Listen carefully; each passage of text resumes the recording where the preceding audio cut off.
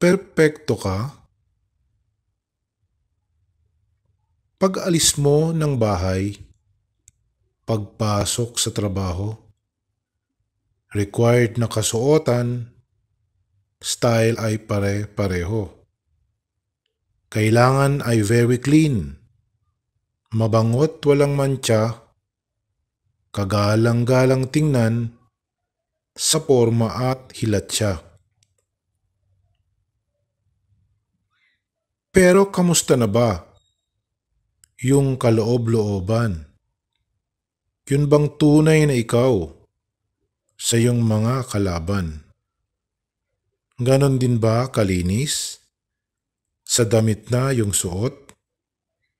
Wala kang bahidungis o nakatagong puot? Kahit nga ang dress natin, kinukusutan mo pa. Dahil nagdudumi rin after mong ipangrampa.